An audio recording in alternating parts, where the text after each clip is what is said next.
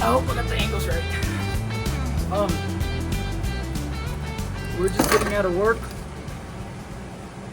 I know how I look, I know. But today, I brought it inside. No, give me 1 second.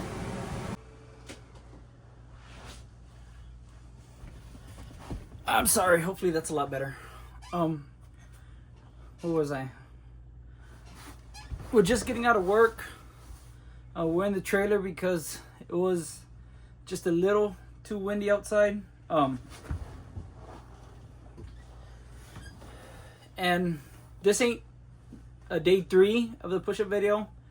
I'll either do a short or just a time lapse of me doing it, just so we could have a day 3. But today I wanted to make a little video, of course, for my girls, basically consisting of rigging. I guess you'd call it rigging.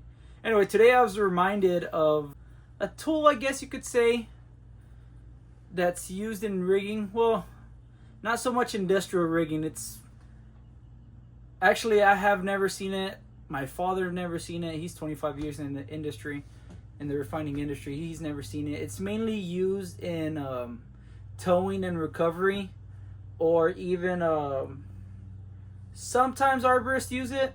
Not really. Arborists, I believe, if I'm correct, is the people that go cut down the trees and handle all that kind of stuff.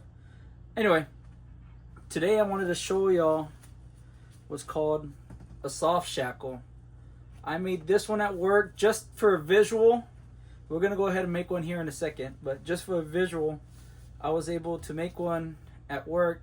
They only have this natural fiber rope at work at the moment. In most places, actually, these are banned. This kind of rope is banned because just natural fiber is not the strongest piece of rope, and they know some of the guys out there are using them for a lot more than just taglines, so they don't want those around, and they don't want you hauling your boat bags with these. Anyway, it was just a random thought that popped in my head. It's been a while since I've made one, and what I'm going to show you on how this one's made up of a lot of strands and one strand, and that one strand is braided in with 3 strands. That's how these are made. Unfortunately, I have another rope. It would have probably been better, but I want to show y'all with this so I could show y'all that it could be done with any kind of rope.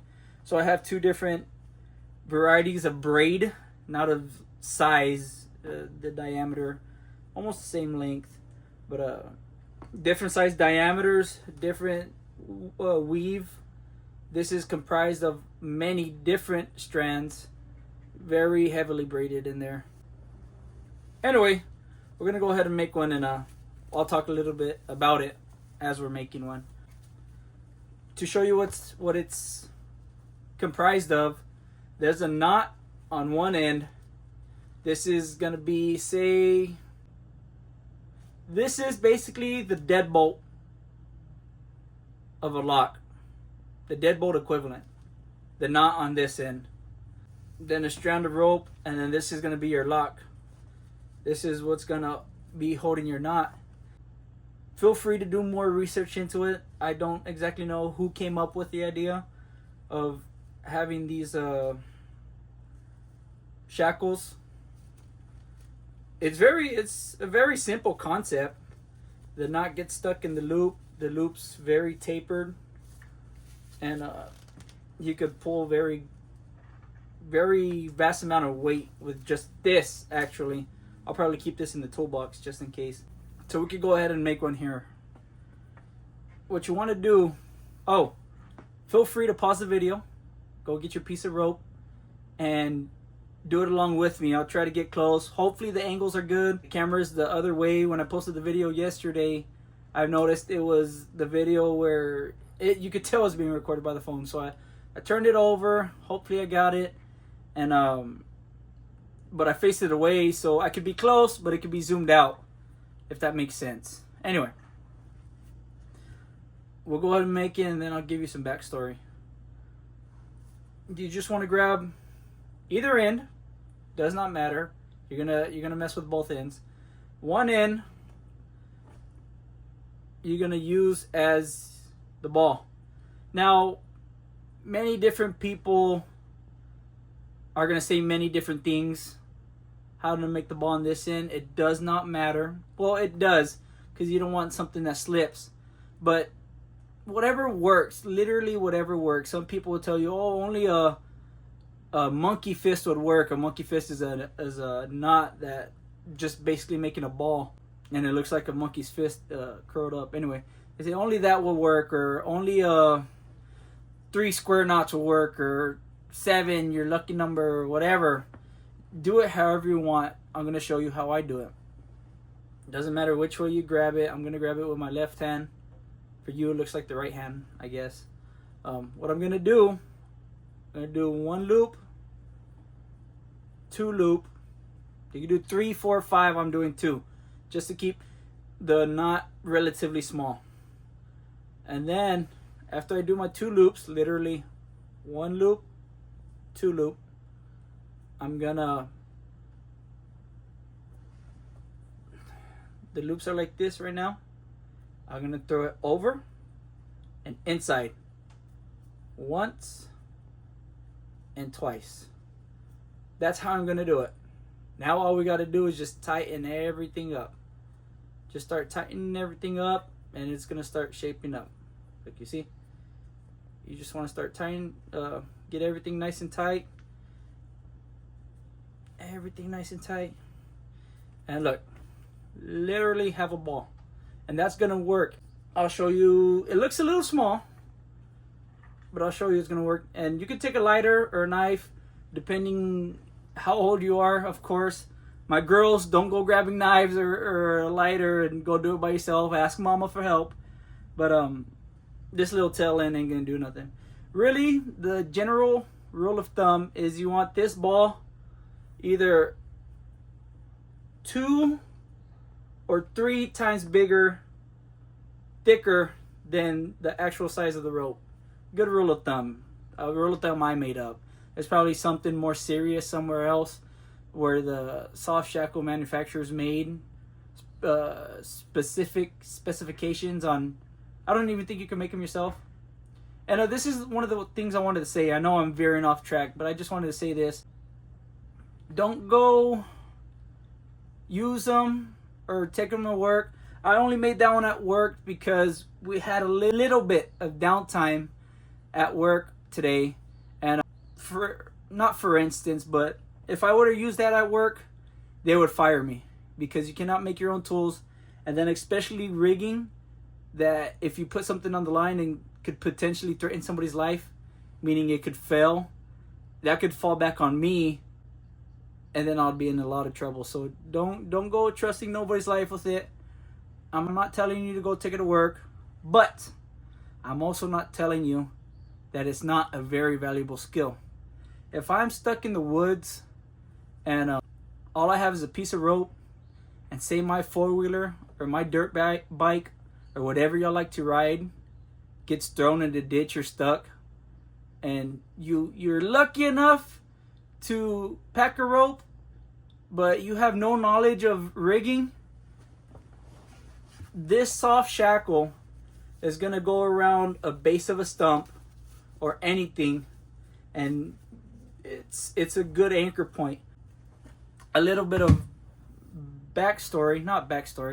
something else I wanted to say is those soft shackles, the purpose for them, they make really good anchor points. Anchor points being it's a good site or a good area to make a positive connection. Positive connection is everything when you're rigging. You don't want to tie on a branch or anything when you're lifting something or pulling something, because if that one thing gives, that line could go and it could really get you. Anyway, I'm sorry. Back to the rope. We have our knot on this end. So on this end, how it was not braided in. Well, it is braided, but it's very fine. With this one, unfortunately, we will not be able to weave the rope to itself like I did for this one. You see how this is the rope before I weaved into it, and then this is the rope after. It's essentially 6 strands, and the friction of it being pulled helps solidify it. And this piece of duct tape is just so these ends won't fray. And honestly, for this end to look nicer, the duct tape does nothing. Only on this end, and it's literally not giving it no extra strength. It's just so these ends don't start unraveling. But the loop is supporting itself with these braided lines. Now with this one, that being the case, I'm gonna show y'all a very good knot. I know many of y'all might know it, but for the ones who don't, the figure 8, which is the knot I'm about to show you, the figure 8 is one of the, if not the most strongest knots that you can make. Strongest meaning every time you make a knot in the line, that's a weak point. That's like, I don't know for average square knot, but it's like it takes away like 50% of force from your line, because it just, I don't want to say it creates a weak point, because that's, I'm being repetitive, but it does weaken your line every time you make a knot. So the figure 8 retains 75 to 85% of your rope's tensile strength. Tensile strength meaning the strength of your rope when it's being pulled. So how to tie the figure 8? Again, doesn't matter which side you have it on. You just give it a good little bit, 3 inches. It could be shorter if you can get it done. It could be way longer. I don't recommend way longer since we're doing a soft shackle. I want to go right in the middle. When we make the knot, it's going to be about that much of loop left. So like I said, fold it over. That's about 4 inches. And all you're doing is you're doing a regular overhand, but with 2 of the lines. Let me show you one more time. Fold it over. I hope I'm getting this. Fold it over. So now you got 2 next to each other. And all you're doing, simple figure 8. Simple overhand knot. There you go. That's a simple overhand knot. Now, essentially, we just got to tighten everything up, but you can use this as an endless, and not endless, I'm sorry.